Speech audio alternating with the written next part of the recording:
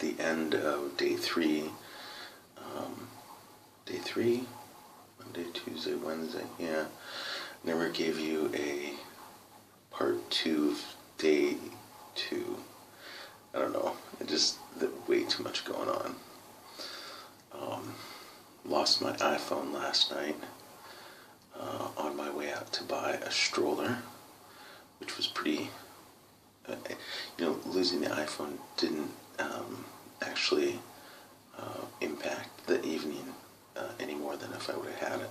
It was still a pretty tough evening, just me and Abby. I did get my iPhone back though. A really gracious gentleman by the name of John, who works for Barclays in the Citibank tower here, not too far from the hotel we're staying, ended up getting a hold of it and sent Judy an email. Dude's quite a gracious man. I was pretty grateful for that. I'm really tired and I'm talking really quietly because Natalie is in the room sleeping.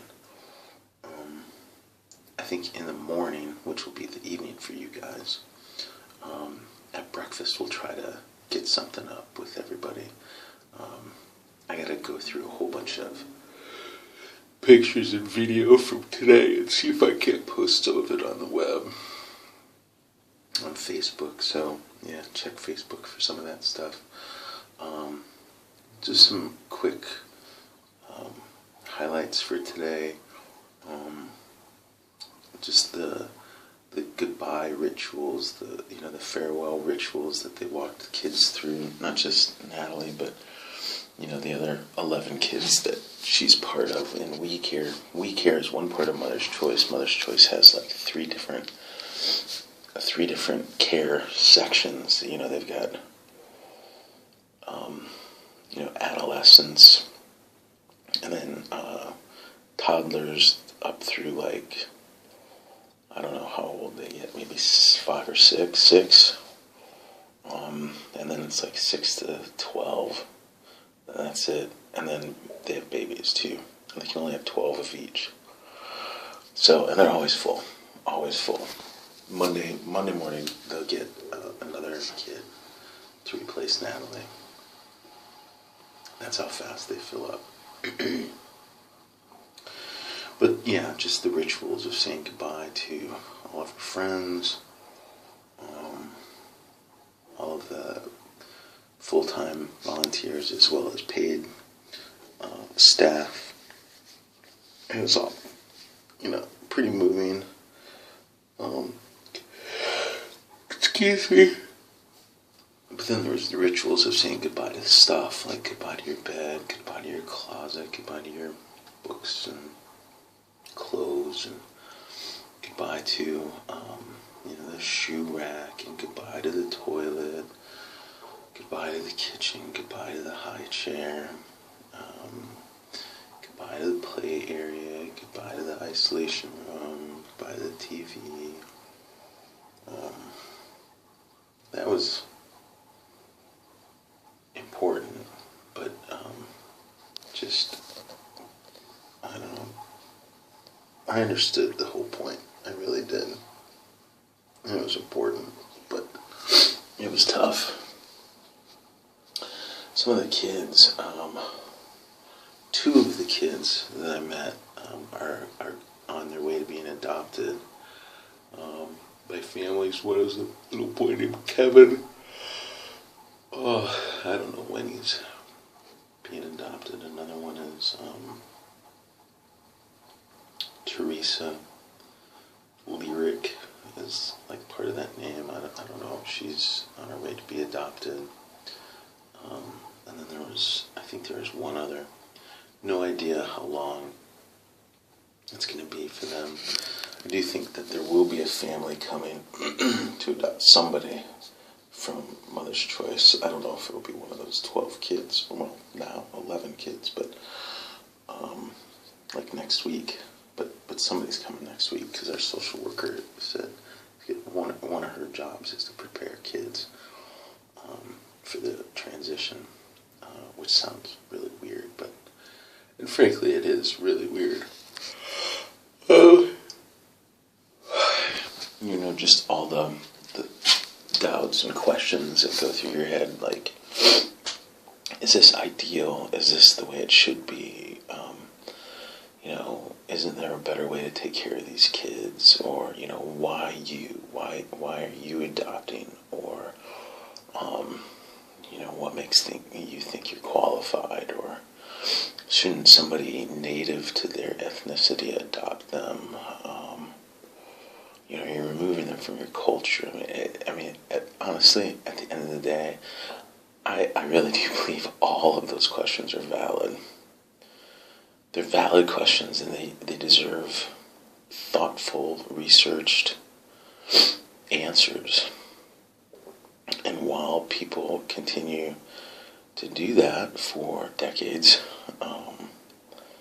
kids are suffering. And it just strikes me that somebody needs to step up and take care of these kids. There's this one kid, Adrian. I think he has a form of autism, spectrum issues. He's definitely got some, some cognitive delays, but I don't know if they would be limitations. It's some pretty severe behavior stuff, but man, the kid is friendly and loving, and his mom and dad just, after 3 years, they finally, Judy will appreciate this, from exporting crazy. After 3 years, the parents just couldn't take it anymore. They ended up getting a diagnosis of autism. That was it. They just said, we're done. They relinquished whatever, and now this kid Adrian, he's in weak care with no family. A man and a woman, but a man who could spend time with him, allow him to be a boy, give him the space and the freedom to be safely crazy, and then to teach him the proper ways to be safely crazy, is pretty much all this kid needs. Honestly,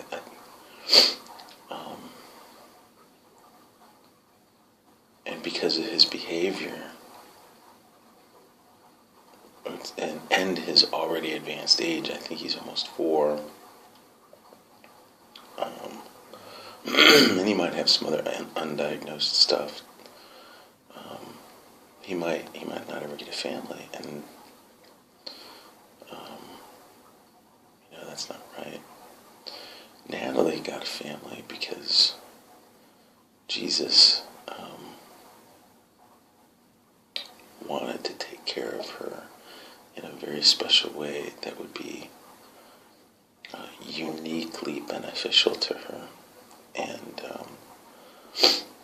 so he arranged for a woman who's a pediatrician and works for one of the best children's networks of doctors in the Midwest, and a man who is, although extremely experienced at managing chaos, doesn't currently have a job doing that right now, and is able to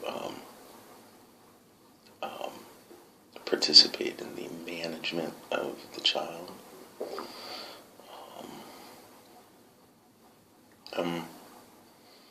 And so she got us.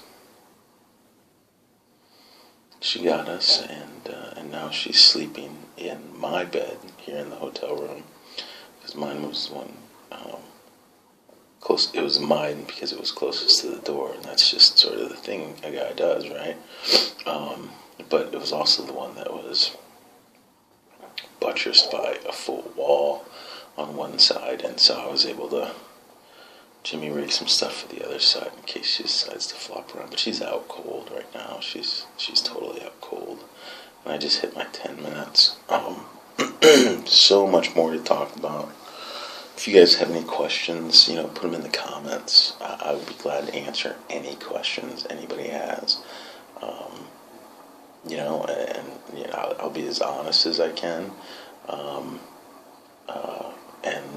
If I don't think it's an appropriate question, I'll probably just ignore it. But I love you all. Thank you all for helping me get out here. Take care and pray for my wife, Judy, who is still in Chicago with my insane son, Chris. Peace.